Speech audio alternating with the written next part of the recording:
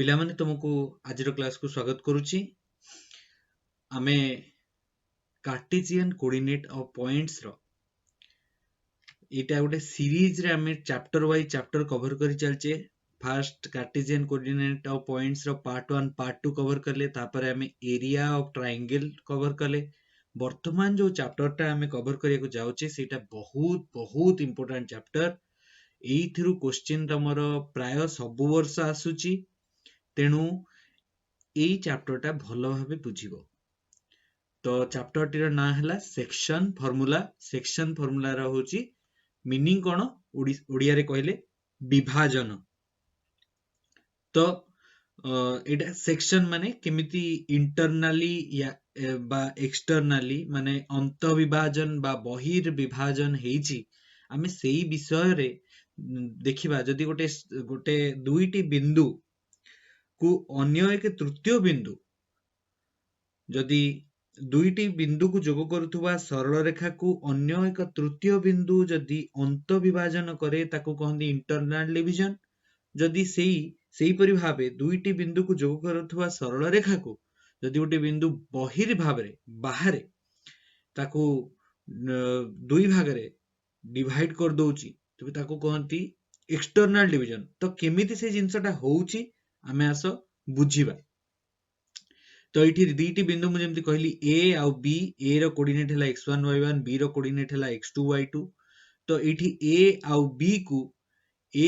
B को जोग करूची जो रेखाखंडटा को, सेठी पी एक बिंदु रहिला जोटा कि जहार कोऑर्डिनेट आमे बाहर करिबा जहार xy, से कोन करूची ना ए आउ बी को जोग करथवा रेखाखंड को बा सरल रेखा को हमर कोन करूची से m1 आउ m2 दुई भाग रे विभक्त करूची। माने m1 is to m2 ता माने कोन ना pa divided by pb is equal to m1 divided by m2। जदि एई कंडीशन सैटिस्फाई हुए तबे इंटरनल डिवीजन बेले कोऑर्डिनेट ऑफ p कोन हबो x is equal to m1 x1 m1 x2 plus m2 x1 divided by m1 plus m2। एटा तुमको टिके मन रखिया पड़िबो। सेही भरी x टा जदी मन रखिलो तबे y टा केते हबो m1 y2 plus m2 y1 divided by m1 plus m2। बुझियला? एतरे किछि बुझिबार नै। फार्मूला टा तमरो जदी एतिकी तुम फार्मूला टा जानो, फार्मूला पुट करिया सिखिबा दरकार। फार्मूला टा होचे या किछि नै, क्रॉस मल्टीप्लाई करिवो m1 x2 plus m2 x1 divided by m1 plus m2। सेमती m1 y2 y coordinate by m1 y2 plus m2 y1 divided by m1 plus m2। तो जदी सिचुएशन एमिति आसे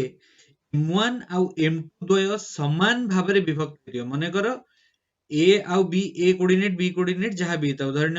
एग्जांपल a कोऑर्डिनेट हला 1 2, b coordinate हला 3 4 आउ p बिंदु टार coordinate हम बाहर करियर अछि। m1 आउ m2 टा धरनियो 2:3 बा 5:4 जहां भी हिथाउ। जदि सिचुएशन एमिति हला कि m1 आउ m2 द्वय समान हेतिबे, ता माने ठीक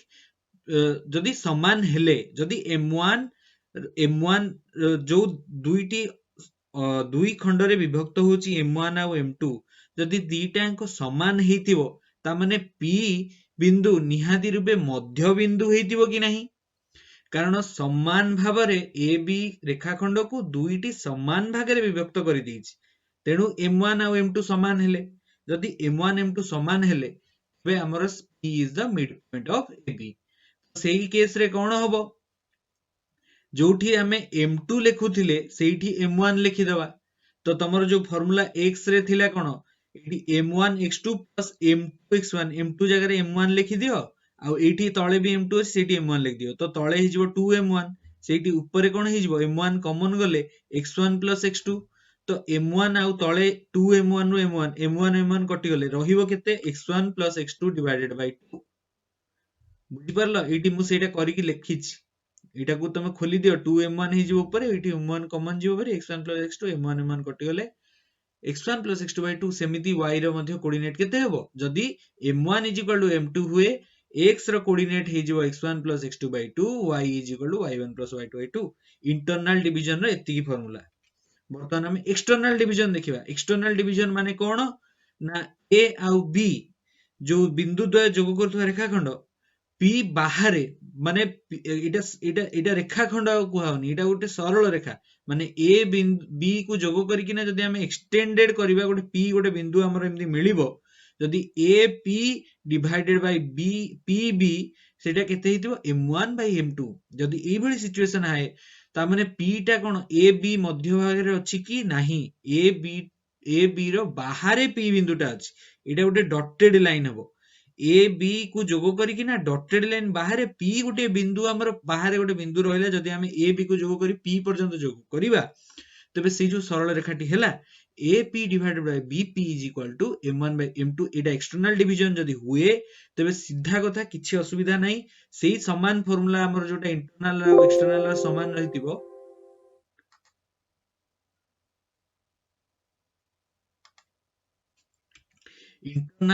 इंटरनल ले केवल प्लस अछि एक्सटर्नल ले माइनस हे जिवो आ एटा m2 माइनस m1 तळे हे जिवो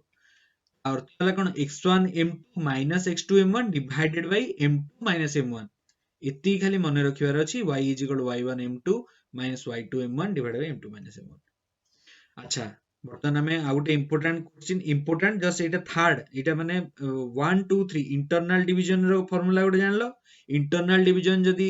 समान भाबे हेतियो माने मिड पॉइंट जदी मिलला तबे तार फार्मूला जानिलो एक्सटर्नल डिवीजन रो फार्मूला जानलो आ एटा होची लास्ट सेंटर एई सब को यूज करके ना तुम बहिरे क्वेश्चन मेचे देइची हमें सबुथिरु किछि किछि करबा सेंट्रोइड ऑफ ट्रायंगल माने मध्यमा केंद्र ता माने सबुडा मध्यमा गुडा को जदी सबुगुडा को जोग करिवो माने ए बी सी ट्रायंगल रो मध्यमा त्रय जदी हमें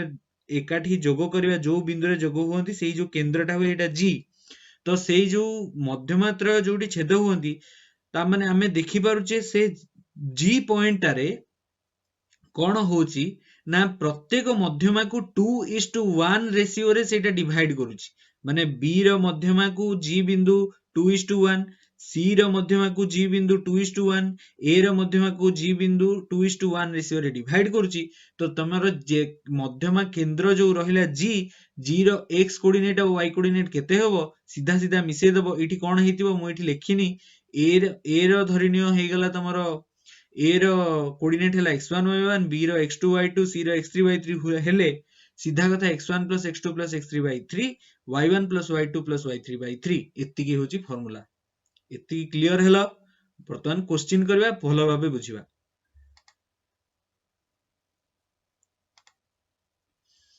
क्वेश्चन देखिबा क्वेश्चन रे कोन देला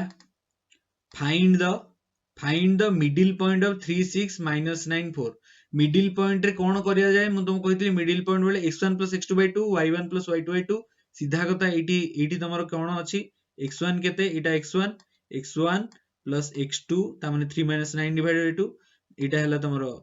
माने x कोऑर्डिनेट y कोऑर्डिनेट हो केते 6 plus 4 divided by 2 एटा हैला तम y कोऑर्डिनेट 3 - 3 and 5 सरला क्वेश्चन 1 शेष केते सहज देखो next find the coordinate of point which divide the line segment joining the points this -1 1 6 2 in the ratio 3:4 internally सीधा सीधा क्वेश्चन देखो ए रो कोऑर्डिनेट दे देछि बी रो कोऑर्डिनेट दे देछि पी रो कोऑर्डिनेट हम बाहर करर अछि से केते रेशियो m1 और m2 भी दे देछि सब कथा दे देला सब गुडा को लिखि दबा हमें गोटी गोटी लिखि दबा x1 कोन x2 कोन y1 कोन y2 कोन m1 कोन m2 कोन सब लिखि दबा फार्मूला पके दबा इंटरनल डिवीजन रो फार्मूला पके देले कोऑर्डिनेट सीधा सीधा बाहरिबो केमति हेछि एथि देखि दियो a दे देछि -1 1 b देछि 6 8 m1 m2 3 4 x1 y1 -1 1 x2 y2 6 8 definition internal division कोन थिला m1 x2 + m2 x1 divide by m1 + m2 y रो हला m1 y2 + m2 y1 एटा सीधा फार्मूला पुट करिवो सबु रो वैल्यू गुडा को डाटा रे देछि सब डाटा रे दे पके दबो x एंड y रो कोऑर्डिनेट बाहरला काम शेष नेक्स्ट क्वेश्चन कोन देला क्वेश्चन देछि जे find the coordinate of point which divide the line segment joining the point -3 -4 8 7 in the ratio 7:5 externally एटी कोन external division question m1 m2 7 5 दे देछि x1 y1 x2 y2 दे देछि फार्मूला कोन x कोऑर्डिनेट हबो m1 m1 into x2 - m2 x1 divided by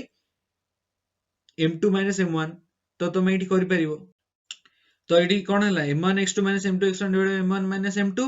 formula रे पकेइला सब data x coordinate y coordinate सीधा सीधा बाहरिबो एटी आंसर देखै दोची